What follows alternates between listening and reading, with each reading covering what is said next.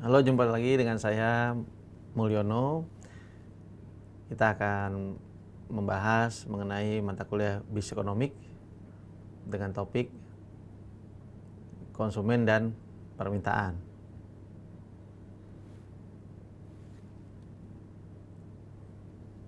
Nah, permintaan dan perusahaan ya.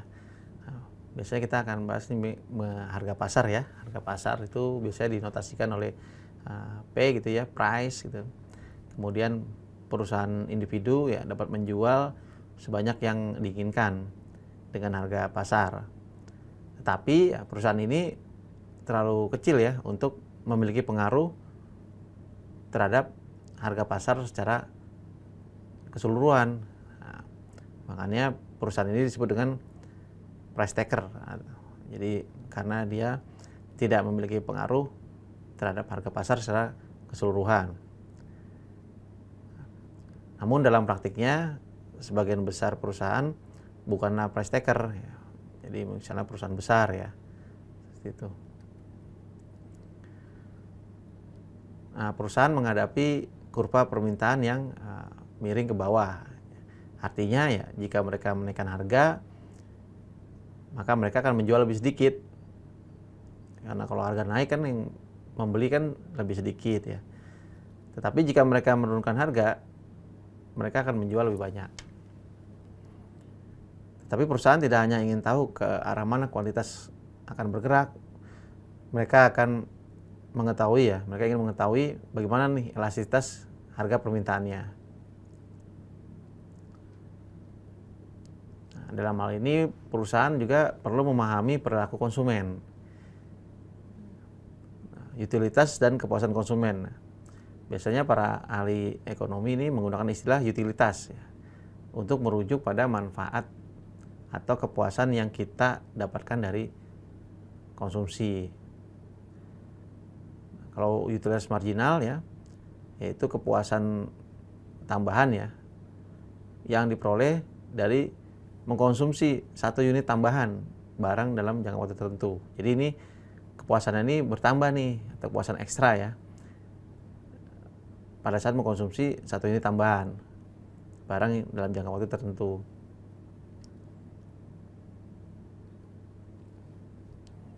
Utilitas total yaitu kepuasan total yang diperoleh konsumen dari konsumsi semua unit barang yang dikonsumsi dalam jangka waktu tertentu. Utilitas marginal yang berkurang saat mengkonsumsi ya lebih banyak produk, dan dengan demikian menjadi lebih puas. Nah, misalnya kita menambah satu barang untuk kita konsumsi, nah bagaimana nih kepuasannya bertambahnya.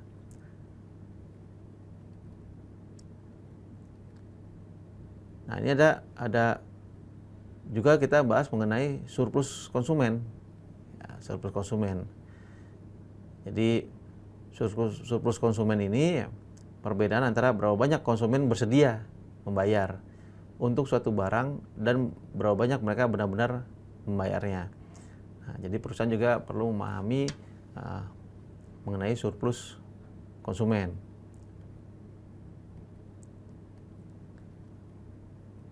Secara umum ya, ada ekonomi perilaku, bagaimana menjelaskan mengenai pilihan konsumen yang tidak rasional. Nah, jadi kalau kita lihat nih bagaimana suatu pilihan itu dibingkai ya. Contoh misalnya ekonomi perilaku ini menunjukkan kepada kita bahwa pilihan yang dibuat orang memang dipengaruhi oleh konteks. Nah, di mana mereka dibuat. Orang akan sering membuat pilihan yang berbeda ketika mereka disajikan atau dibingkai dengan cara yang berbeda. Nah, ini misalnya nih ya dengan influencer ya. Jadi misalnya ada produk yang diiklankan oleh influencer yang followernya banyak nih misalnya nih. Jadi orang wah yang influencer yang saya follow pakai menggunakan satu produk nih. Nah, seperti itu ya. Misalnya contohnya. Nah, tapi juga konsumen juga kalau dihadapkan terlalu banyak pilihan juga mungkin juga akan bingung juga gitu.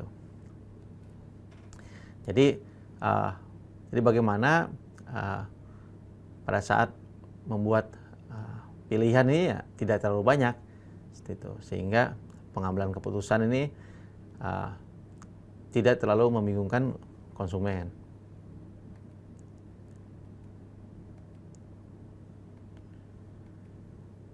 Lalu ada juga menjelaskan pilihan konsumen yang tidak rasional, ya.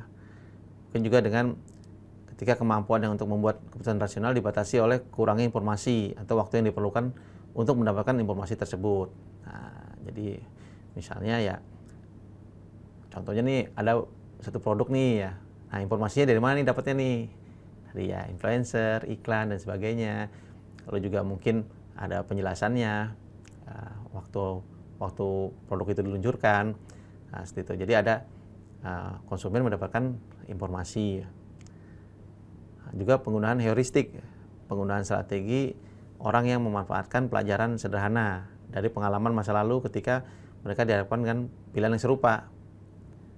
Misalnya nih apa nih pengalaman-pengalaman dari orang yang menggunakannya. Nah, misalnya success story ya, orang yang menggunakan ini misalnya puas dan sebagainya. Jadi pada saat itulah konsumen nih bisa aja membuat tebakan terbaik nih. Nah, misalnya, wah produknya bagus nih, gitu kan.